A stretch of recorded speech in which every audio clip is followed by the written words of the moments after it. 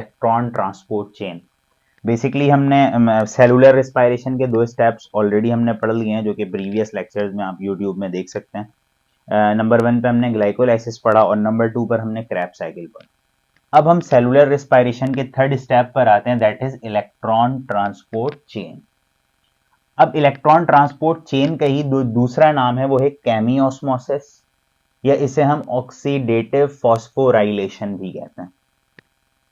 अब हम एक एक करके पढ़ लेते हैं, फिर ये आपको एंड में समझ में भी आ जाएगा कि इलेक्ट्रॉन ट्रांसपोर्ट चेन हम इसे क्यों कहते हैं, केमियोस्मोसिस हम क्यों कहते हैं, ऑक्सीडेटिव फॉस्फोराइलेशन हम इसे क्यों कहते हैं। थोड़ा सा हम पुरानी चीजों को रिकॉल कर लेते हैं।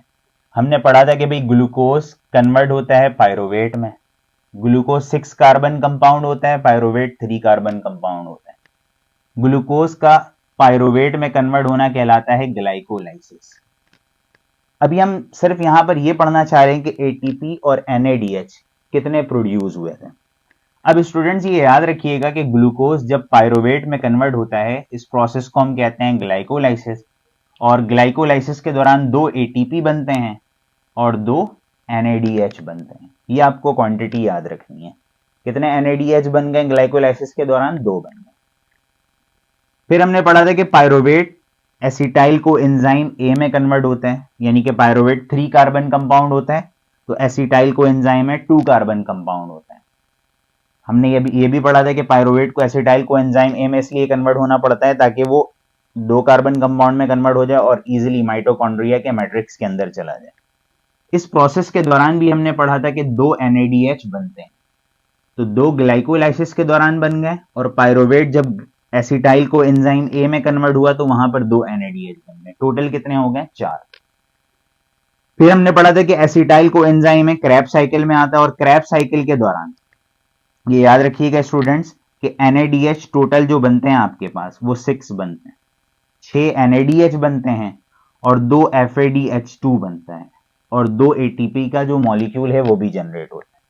लेकिन अभी हमें सिर्फ काम किससे है, एनएडीएच से और एफएडीएच2 से। आप जानते हैं कि हमारे बॉडी का जो करेंसी ऑफ दी सेल है वो एटीपी है, तो एटीपी हमारी बॉडी यूज कर लेती है। लेकिन ये जो एनएडीएच और ये जो एफएडीएच2 है, ये भी एनर्जी रिच कंपाउंड है, ये भी हमारी बॉडी को एटीपी ही बना कर देंगे। कैसे देंगे वो हम आगे चलकर करते हैं। अब एक नोट याद रखिएगा कि अगर हम एनएडीएच की बात करते हैं, एनएडीएच के अंदर इतनी एनर्जी होती है कि वो आराम से आपके बॉडी को 3 एटीपी प्रोवाइड करके देता है। ये बात याद रखिएगा, अक्सर एमडी कैड में एमसीक्यूज आ जाता है जो कि आपको हेल्प भी करेगा कि एक एनएडीएच का जो मॉलिक्यूल है वो आपके बॉडी को 3 एटीपी प्रोड्यूस करके देता है। जबकि अगर हम एफएडीएच2 की बात करते हैं, एक एफएडीएच2 का जो मॉलिक्यूल है वो 2 एटीपी प्रोड्यूस करके देता है आपकी बॉडी को। ये बड़ा इंपॉर्टेंट नोट है, इसको याद रखिएगा। और फिर अब हम आगे की तरफ चलते हैं। आपको याद रखना है कि एनएडीएच 3 एटीपी प्रोवाइड करके देगा और एफएडीएच2 2 एटीपी प्रोवाइड करके देगा। कैसे देगा और कहां देगा, वो इलेक्ट्रॉन ट्रांसपोर्ट चेन में ही देगा। हम आगे चलते हैं। अगर हम माइटोकॉन्ड्रिया को थोड़ा सा देख लेते हैं, लेट सपोज हम कंसिडर कर लेते हैं ये एक सेल है, सेल के अंदर ये मौजूद है माइटोकॉन्ड्रिया। हमने इस माइटोकॉन्ड्रिया को बाहर निकाला और हम बाहर निकाल कर स्टडी कर रहे हैं इसको किसके थ्रू, माइक्रोस्कोप के थ्रू स्टडी कर रहे हैं। तो जैसे कि आप जानते हैं कि अगर हम माइटोकॉन्ड्रिया को जरा हाईलाइट करके देखते हैं तो इसके 2 मेम्ब्रेन्स होते हैं। माइटोकॉन्ड्रिया के बाहर वाले मेम्ब्रेन को हम कहते हैं आउटर मेम्ब्रेन, और अंदर वाले मेम्ब्रेन को हम कहते हैं इनर मेम्ब्रेन। और आप जानते हैं कि जो इनर मेम्ब्रेन है वो जरा फोल्डेड होता है, और इनर मेम्ब्रेन के अंदर वाला जो हिस्सा है, ये जो पोर्शन है लिक्विड पोर्शन, उसको हम कहते हैं मैट्रिक्स। ये बात याद रखिएगा।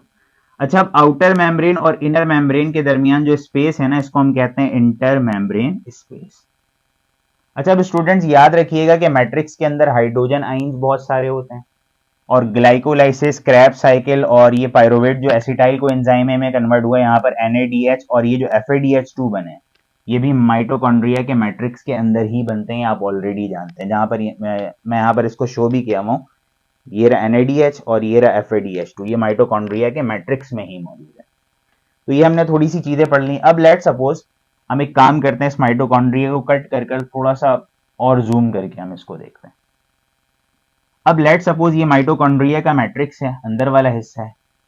अच्छा, अब इसके बाहर ये जो मेम्ब्रेन है इसको हम इनर मेम्ब्रेन कह देते हैं और ये आउटर मेम्ब्रेन।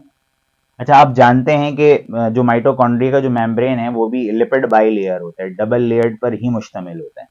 तो इट मीन्स अगर हम मैट्रिक्स के इनर वाले मेम्ब्रेन को देखते हैं, इस मेम्ब्रेन को जिसे हम इनर मेम्ब्रेन कह रहे हैं, और उसके बाहर वाले मेम्ब्रेन को हम कह रहे हैं आउटर मेम्ब्रेन, और ये स्पेस मौजूद है, इस स्पेस को हम कहते हैं इंटर मेम्ब्रेन स्पेस।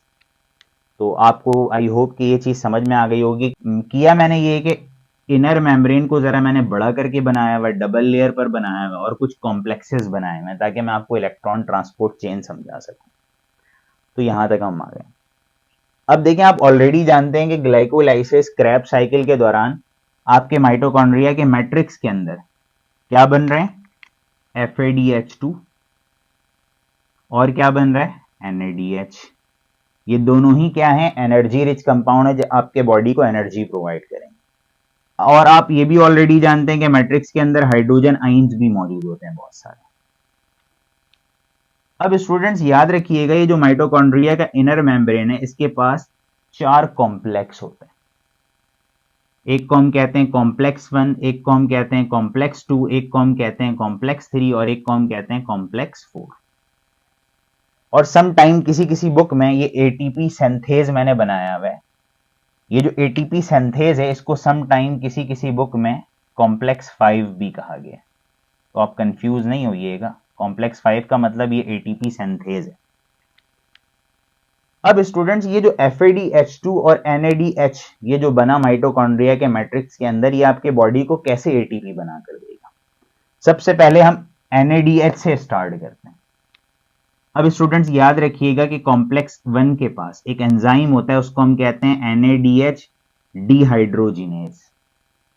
ये एंजाइम करता है क्या है कि मैट्रिक्स के अंदर जो NADH बना है इसकी कराता है ऑक्सीडेशन, यानी कि इसको ब्रेक कराता है। अब आपको ऑक्सीडेशन और रिडक्शन का कॉन्सेप्ट भी याद होना चाहिए। ऑक्सीडेशन का मतलब होता है लॉस ऑफ इलेक्ट्रॉन, और रिडक्शन का मतलब होता है gain of electron. It means जब ये NADH टूटा, ब्रेक हुआ, तो इसने इलेक्ट्रॉन निकाला, यानी कि इलेक्ट्रॉन लॉस कर रहा है। तो इट मींस NADH के अंदर क्या हो रही है, ऑक्सीडेशन। इसको अपने माइंड में बैठा के रखिएगा। अब यहां पर NADH इलेक्ट्रॉन लॉस कर रहा है, ऑक्सीडेशन हो रही है NADH के अंदर, जब भी हम इसको कहते हैं ऑक्सीडेटिव फॉस्फोराइलेशन। फॉस्फोराइलेशन का मतलब होता है एटीपी का बनना। अब आप देखेंगे भी आगे कि एटीपी बनेगी कैसे।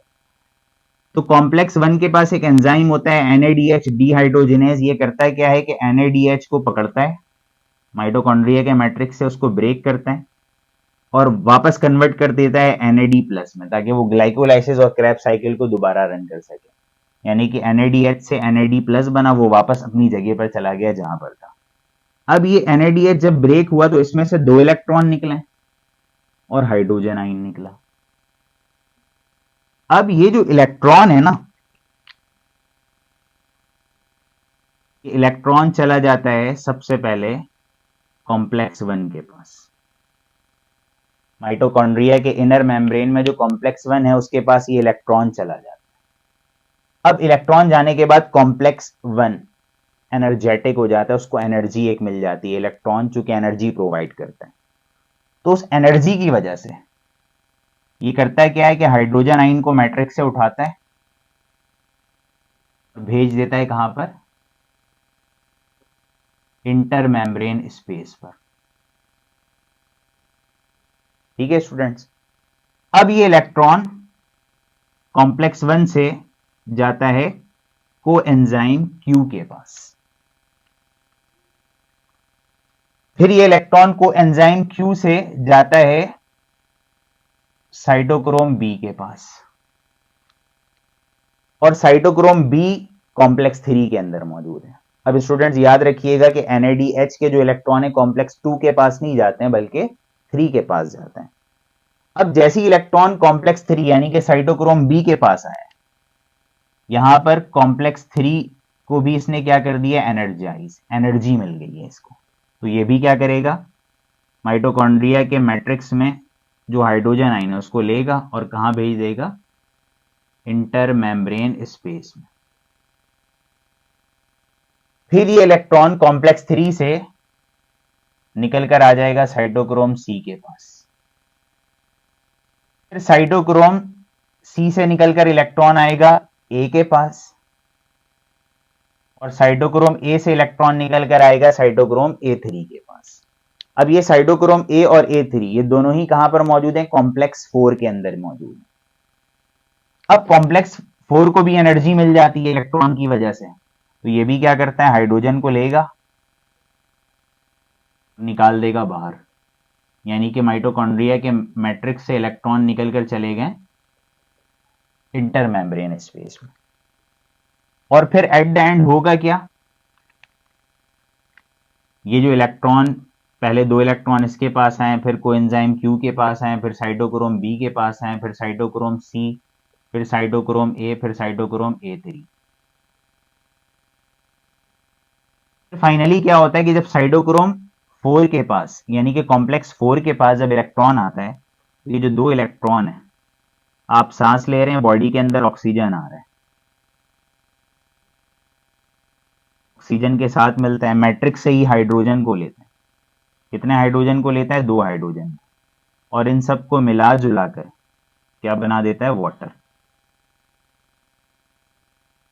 ये जो वाटर है, जब आप एक्सहेलेशन करते हैं, यानी कि सांस बाहर की तरफ लेते हैं, तो ये वाटर आपके बॉडी से रिमूव हो जाता है, एक्सहेल आउट हो जाता है। यानी कि आप कभी मिरर के सामने खड़े होते हैं तो मिरर ब्लर हो जाता है, तो इट मीन्स आपके बॉडी से क्या आ रहा है बाहर? वाटर आ रहा है। अब स्टूडेंट्स, ये जो इलेक्ट्रॉन जो है चेन की शक्ल में ट्रांसपोर्ट हुआ, तो इसको एक जगह से इलेक्ट्रॉन कहां जा रहा है? दूसरी जगह, तो इसको हम कहते हैं ट्रांसपोर्ट। चेन की शक्ल में हो रहा है, तो इसको हम क्या कहेंगे? Electron transport chain. ठीक है स्टूडेंट्स। अच्छा, अब ऑक्सीडेटिव फॉस्फोराइलेशन का मतलब क्या है कि NADH ने क्या किया? अपने इलेक्ट्रॉन को लॉस किया। इलेक्ट्रॉन का लॉस होना क्या कहलाता है? ऑक्सीडेशन कहलाता है। अच्छा, अब स्टूडेंट्स ये याद रखिएगा कि कितने हाइड्रोजन निकले? एक कॉम्प्लेक्स 1 से निकला, कॉम्प्लेक्स 3 से निकला, और कॉम्प्लेक्स 4 से निकला। इट मीन्स कि अब हाइड्रोजन आयन की कंसेंट्रेशन जो इंटरमेम्ब्रेन स्पेस है वहां पर ज्यादा हो गई। तो अब ज्यादा हो गई तो फिर क्या? ये जो कॉम्प्लेक्स 5 है, जिसको हम क्या कह रहे हैं? एटीपी सिंथेज कह रहे हैं, या इसको हम F0 F1 सिंथेज भी कहते हैं। ये ऊपर वाले मोटर को हम F0 कहते हैं, और नीचे वाले मोटर को हम F1 कहते हैं। F0 F1 सिंथेज भी इसको हम कहते हैं, और एटीपी सिंथेज भी कहते हैं। अब यहां पर क्या होता है स्टूडेंट्स के जो हाइड्रोजन आयन की कंसेंट्रेशन ज्यादा हो गई, ये हाइड्रोजन आयन ऑस्मोसिस के थ्रू इस एटीपी सिंथेज से गुजरता हुआ वापस कहां पर आता है? माइटोकॉन्ड्रिया के मैट्रिक्स में। लेकिन जब हाइड्रोजन आयन अंदर की तरफ वापस आ रहा होता है, तो इतनी एनर्जी प्रोड्यूस करके देता है जिससे एडीपी फॉस्फेट को लेकर कन्वर्ट हो जाता है एटीपी में।